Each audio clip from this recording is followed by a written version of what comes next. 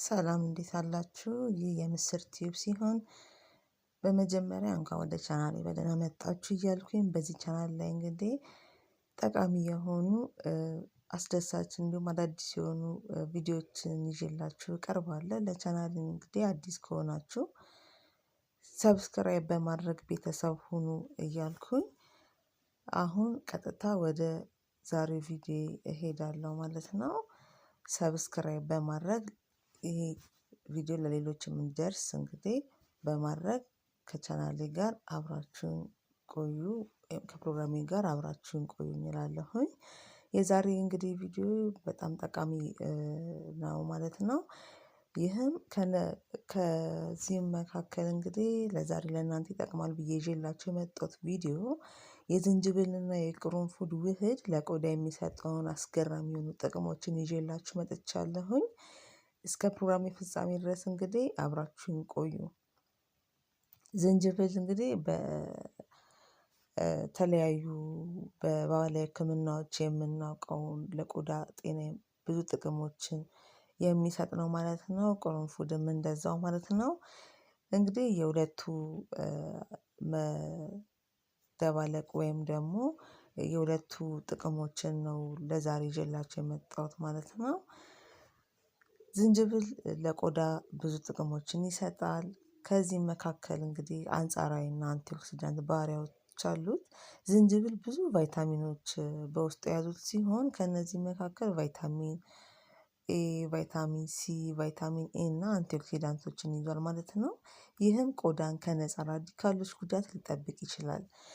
እንዲሁም እርጥበት በመስጠት ይታወቃል። ተፈጥሯዊ እርጥበት መስጫ ባህሪ ስላለው ደረቅ ቆዳን ለማቀዝቀዝ ወይም ደግሞ ደረቅ ቆዳን እርጥበትን ለመስጠት ይጠቅማል።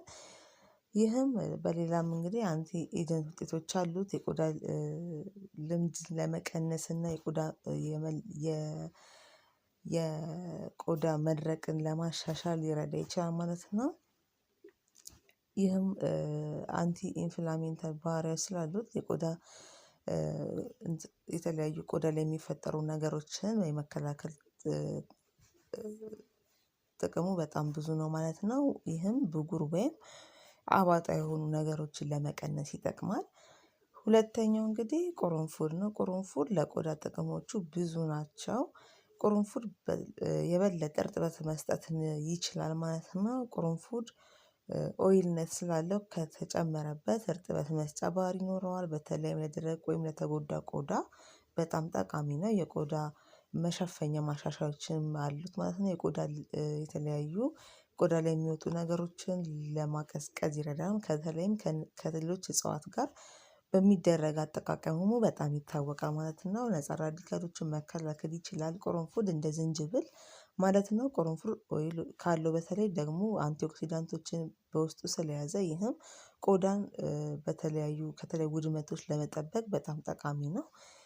እንግዲህ አጠቃቀም ምክሮች አሉት ማለት ነው። የዝንጅብልና የቅርንፉድ የአጠቃቀም ምክሮች በጣም አሉት። ስትጠቀሙ ምን ማድረግ እንዳለባችሁ ማለት ነው። ብዙ ጊዜ ዝንጅብል ማለትም እንደ ማጣበቂያ ማዘጋጀት ይቻላል። ይህም ስንል የቅርንፉድ ኦይሉም አለ።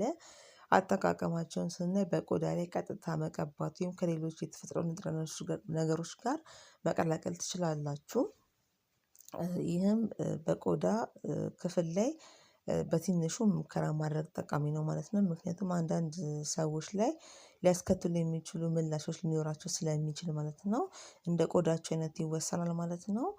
ሌላው እንግዲህ ከቅርንፉድ ጋር ስትጠቀሙት ደግሞ በጣም የተሻለ ሚክስ አድርጋችሁ ስትጠቀሙት በጣም የተሻለ ውጤቶችን እንደሚሰጣችሁ በጣም የታወቀ ነው ማለት ነው። እንግዲህ ስትጠቀሟቸው በጣም የምታደርጓቸው ጥንቃቄዎች አሉ። ይህም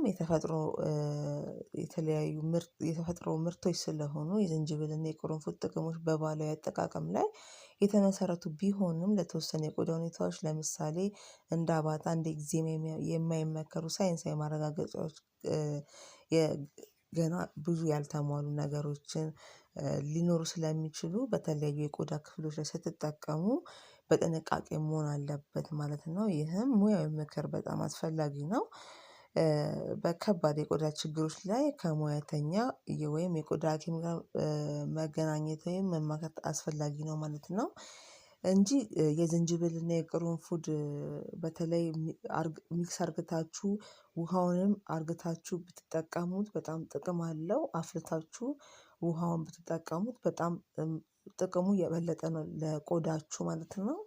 እና ይሄንም ደግሞ የቆዳ አለርጂክ ላለባችሁ ሰዎች ግን ስትጠቀሙት በጣም በሙያዊ ምክር የታገዘ ቢሆን የተሻለ ነው ማለት ነው። ስለዚህ የቅርንፉድና የዝንጅብል ጥቅም በጣም ጥሩ ስለሆነ ለቆዳችሁ ብትጠቀሙት ሁለቱን ሚክስ አርግታችሁ ውሃውን ብትጠቀሙ ብትታጠቡበት በጣም የተሻለ የቆዳ ጥራትን ማግኘት ትችላላችሁ ማለት ነው። ኦይላቸውንም ብትጠቀሙት አንድ ላይ ሚክስ አርግታችሁ ኦይል አላቸው ዝንጅብልም ቅርንፉድም ማለት ነው የቆዳ ኦይሎች አላቸው። ይሄንንም ሚክስ አርግታችሁ ብትጠቀሙት በጣም ጥሩ ውጤትን ታገኛላችሁ።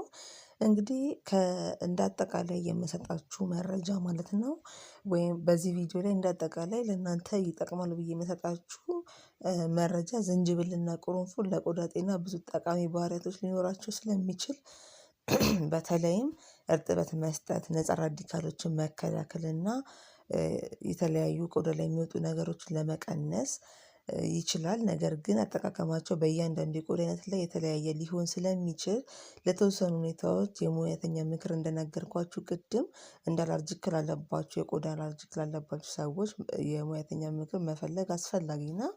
ስለዚህ በተለይም በእኛ ሀገር በተለያዩ በባህላዊ ሕክምና ውስጥ እነዚህ እጽዋት በሰፊው ይጠቀማሉ። ነገር ግን ዘመናዊና ሳይንሳዊ ምርምር ከባህላዊ እውቀት ጋር በማጣመር አጠቃቀማቸውን ማመቻቸት ትችላላችሁ ማለት ነው።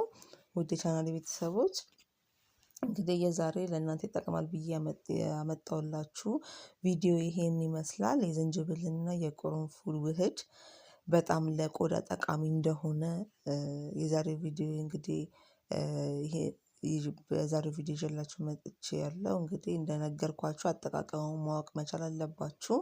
አለርጂክ ያለባችሁ ሰዎች በጣም ከሙያተኛ ጋር ከጤና ባለሙያ ጋር በመማከር መጠቀም ትችላላችሁ እንዳጠቃቀሙ ማለት ነው።